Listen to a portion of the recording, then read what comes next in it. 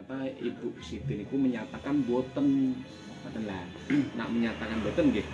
Niki kula suwun ngisi pernyataan karena menyatakan kan ngisi pernyataan, tapi kalau komature kok nyeratane niki kedah ngisi nama, NIK, alamat komplit ngoten lah. Iki mungkin enten ingkang klausul ingkang tegas nggih. Aimunah dalemipun pundi Pak? Nggih, tapi wonten nggih surayana. Ya, namanya kerajaan ninggalipun enten kapan Pak? 1 tahun yang lalu. Oh, 1 tahun yang lalu. Aku sebenarnya usia berarti 48. Kartu wek daya kok, gue lah kartu apa mbuh, ngurus bisa mau mbuh dulu lah ya.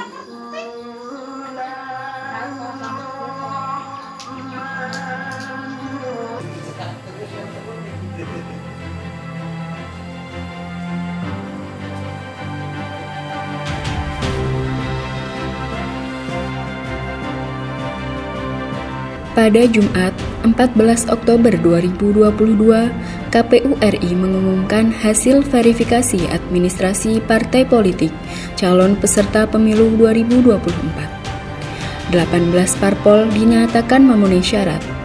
9 parpol yang pada pemilu 2019 telah memenuhi ambang batas parlemen 4% tidak menjalani tahapan berikutnya, yaitu verifikasi faktual atau verfak. Sedangkan 9 parpol lainnya harus diverifikasi secara faktual kepengurusan dan keanggotaan.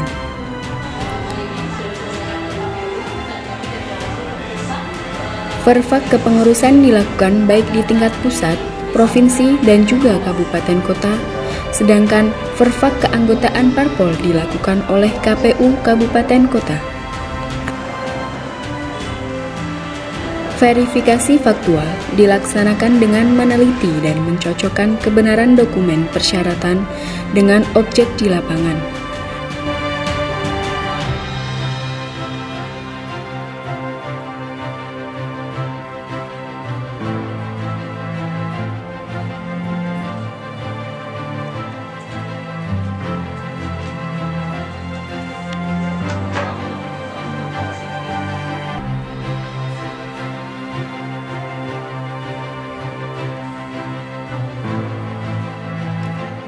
Verfak kepengurusan parpol di tingkat kabupaten kota dilakukan untuk membuktikan pemenuhan persyaratan kepengurusan parpol, memperhatikan keterwakilan perempuan minimal 30%, dan domisili kantor tetap parpol di tingkat kabupaten kota.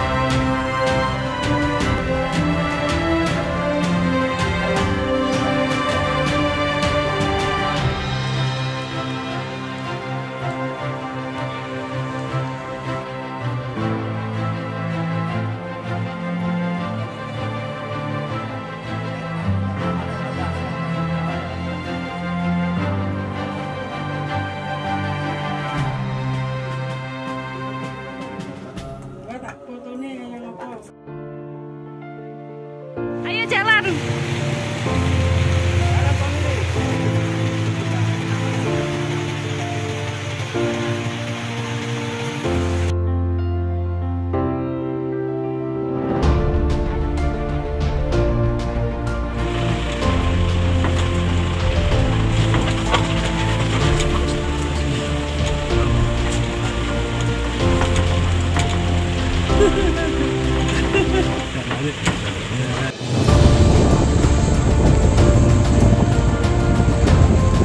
Dalam verfak keanggotaan, tim verifikator faktual KPU Kabupaten Batang mendatangi tempat tinggal anggota partai politik yang telah ditentukan sampelnya oleh KPU RI. Tim ini bertugas mencocokkan kebenaran dan kesesuaian data yang diinput ke dalam sipol dengan identitas anggota pada KTA dan KTPL atau KK.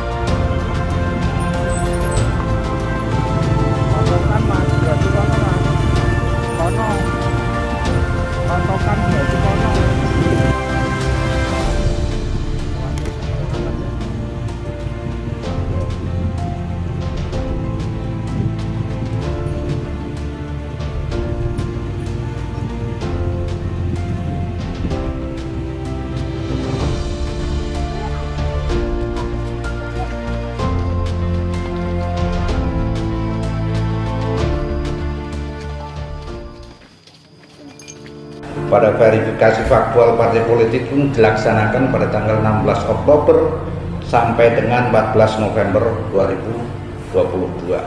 Kemudian verifikasi faktual perbaikan dimulai pada tanggal 27 November sampai dengan 7 Desember 2022. Form A yang dihasilkan dalam pengawasan tahapan verifikasi faktual tersebut, Bawaslu ada 106 form A, sedangkan himbauan kepada KPU maupun kepada partai politik sebanyak 3 kali, dan juga ada saran perbaikan 1 kali. Sedangkan posko aduan yang dibuat oleh Bawaslu yang telah masuk terdaftar pada sipol ada sebanyak 41 orang terkait namanya terdaftar dalam partai politik tanpa pengetahuan orang tersebut. Kemudian strategi pengawasan yang dilakukan oleh Bawaslu pada saat pengawasan verifikasi faktual partai politik, pertama yang dilakukan oleh Bawaslu membuat jadwal untuk melaksanakan tugas mengawasi dan mengawasi verifikator KPU terkait pengawasan verifikasi faktual. Kemudian melakukan koordinasi dengan KPU sebagai tim verifikator untuk pelaksanaan verifikasi faktual tersebut. Dari rapat bersama dengan KPU kemudian membentuk masing-masing kelompok timnya untuk disebar di wilayah yang dituju oleh KPU untuk melakukan tahapan verifikasi faktual menuju sesuai alamat yang dituju yang ada dalam lembar yang mau diverifikasi oleh KPU. Dalam pelaksanaan verifikasi partai politik, terutama jika faktual di lapangan, banyak terjadi yang namanya orang tidak mengetahui bahwa namanya masuk, didatangi rumahnya orangnya nggak ada, bahkan ada yang membuat surat pernyataan bahwa dia tidak termasuk dalam partai tersebut. Banyak sekali persoalan terjadi di lapangan, sehingga KPU pun mengalami banyak kelelahan pada saat verifikasi faktual tersebut. Bawaslu kami juga menyampaikan surat himbauan kepada stakeholder, baik itu partai politik, KPU maupun dinas atau Pemda, untuk menghimbau terkait namanya yang masuk di dalam sipol untuk segera melapor ke Bawaslu. Dari aduan-aduan itu kita sampaikan ke KPU bahwa ada beberapa nama yang masuk dalam partai politik sementara orangnya tidak mengetahui, makanya disarankan kepada KPU untuk membuat surat pernyataan. Bawaslu juga membuat flyer pencegahan terkait kalender tahapan pemilu yang diposting medsos yang dipunyai oleh Bawaslu. Kemudian melakukan pengawasan langsung, artinya pengawasan melekat dengan KPU. Ada beberapa kendala ketika awal-awal tahapan, karena Bawaslu waktu itu belum terbentuk namanya Panwascam, sehingga banyak beberapa yang tidak terawasi secara langsung karena personil kami di Bawaslu tidak mencukupi. Kami dari Bawaslu setelah melakukan pengawasan langsung di lapangan barang kembali ke KPU lagi untuk mengecek hasil yang sudah dilakukan verifikasi di lapangan. Kita di Bawaslu kekurangan personil, akan tapi sehingga bisa terekap semua pengawasan verifikasi faktual kemarin itu. Dan kami antara Bawaslu dengan KPU khususnya di Kabupaten Batang sangat komunikatif sekali terkait ini. Untuk sesuai dengan tugas dan fungsi masing-masing. Terus saran perbaikan yang Bawaslu lakukan kepada KPU sebanyak 5 kali. Sebagaimana diumumkan oleh KPU RI bahwa ada 9 partai politik yang dilakukan untuk verifikasi faktual. Sementara yang dilakukan verifikasi adalah partai baru dan partai yang tidak mempunyai kursi di parlemen. Nah, untuk di Kabupaten Batang, dari 9 partai yang diumumkan oleh KPU RI, di Batang hanya ada 7 yang dilakukan verifikasi.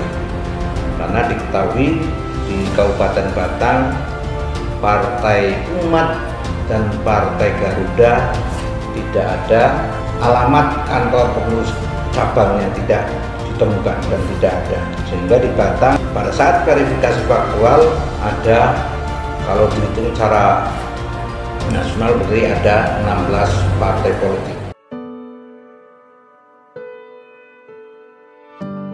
Dalam tahapan pengawasan verifikasi faktual kepengurusan ataupun keanggotaan ini yang kami laksanakan di Bawaslu Kota Batang, itu dalam proses pengawasannya itu terjadi berbagai kendala dan cerita. Salah satunya kita beririsan dengan perekrutan pengawas ad hoc yang ada di seluruh kecamatan di Kabupaten Batang, sehingga dalam proses pengawasan ini jumlah verifikator dengan pengawasnya ini sangat terbatas. Selanjutnya dalam pengawasan ini, karena Batang itu jumlah wilayah kecamatannya ada 15 dan luas wilayahnya ini cukup, sehingga kami datang di suatu tempat itu yang tidak tahu di mana lokasi yang ada, sehingga itu butuh waktu. Ketika satu alamat saja itu butuh waktu kurang lebih 2-3 jam.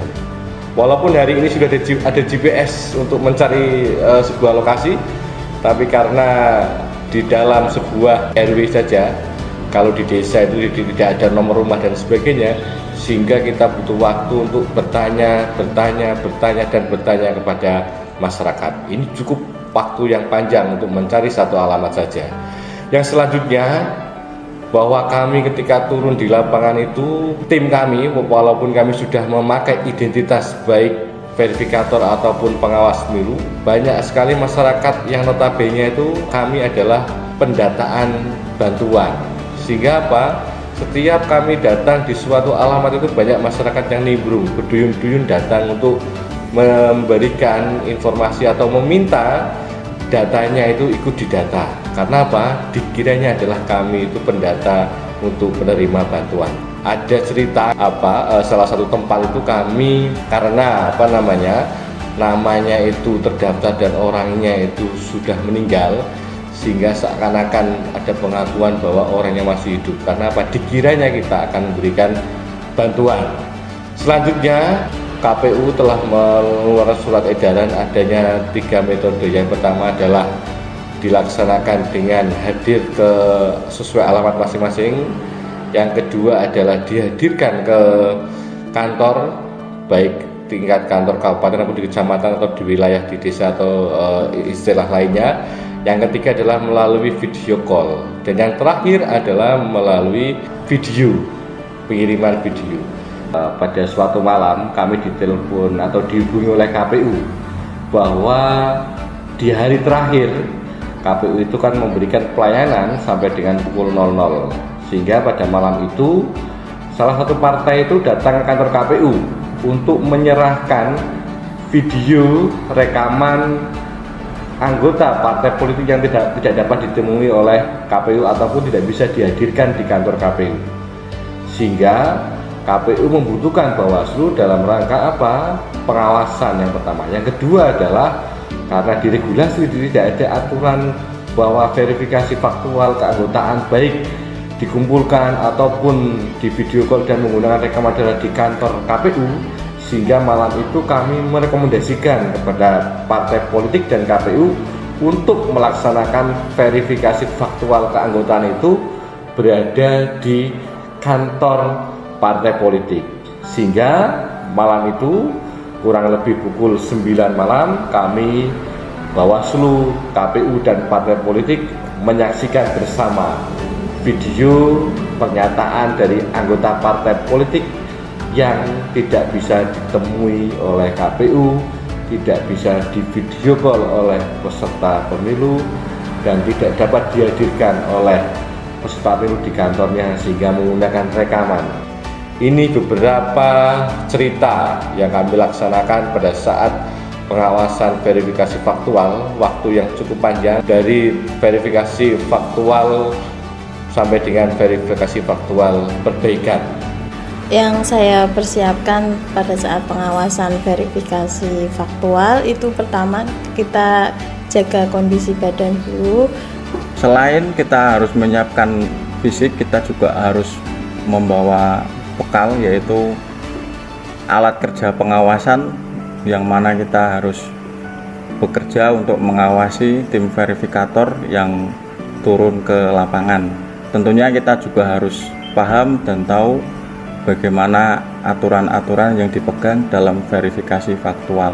Dalam pengawasan perlu dilengkapi oleh surat tugas, kemudian ada tanda pengenal, dan tidak lupa juga membawa form A pengawasan. Hal menarik saat saya melakukan pengawasan verifikasi faktual kemarin, mungkin karena sedang musim hujan, jadi verifikasinya dilakukan dengan memakai jas hujan, karena apalagi saya pada saat itu juga melakukan pengawasannya di daerah atas, yaitu di Desa Surjo, Kecamatan Bawang, yang mana memang kondisinya itu sering hujan. Dan pada saat kita menemui orang yang akan diverifikasi itu karena kerepotan memakai jas hujan, jadi kita melakukannya di luar rumah. Pada saat itu hujan-hujan, kita sudah pakai jas hujan mencari target yang diverifikasi bersama tim verifikator. Pada saat temu rumahnya kita malah diusir karena kita dikira menagih hutang, karena pada saat itu hari Rabu dan si yang akan diverifikasi itu mengira wajah saya itu menagih hutang pas saat hari Rabu. Jadi saya itu sempat diusir. Saya sempat menunjukkan ID card karena kita juga membawa ID card, saya juga membawa surat tugas, tapi warga malah bilangnya, oh itu bisa dibuat mas, bisa dicetak sendiri gitu. Jadi saya sudah bersikeras untuk menjelaskan, dan untungnya ada suaminya yang di rumah dan beliau juga membantu untuk menjelaskan kepada istrinya kalau kita itu dari pengawas dan juga dari verifikator untuk memverifikasi faktual partai politik. Sebagai akhir proses verifikasi faktual di tingkat kabupaten, KPU Kabupaten Batang menggelar rapat pleno rekapitulasi hasil verifikasi faktual perbaikan kepengurusan dan keanggotaan parpol calon peserta pemilu 2024 pada 8 Desember 2024. Dari Bawaslu Kabupaten Batang ini melekat pagi, sore, siang, malam. Alhamdulillah senantiasa mengawasi kami, memastikan bahwa seluruh proses tahapan verifikasi, mulai dari verifikasi administrasi hingga verifikasi faktual, itu berjalan sesuai dengan mekanisme dan regulasi yang sudah berlaku. Bahwa memang keberhasilan pengawasan itu tidak hanya proses perangkat negaranya atau temuan perangkat negaranya, tapi bagaimana koordinasi dan komunikasi ini. Verifikasi faktual keanggotaan pada akhirnya menjadi ajang pembuktian akhir bagi partai politik calon peserta pemilu 2024.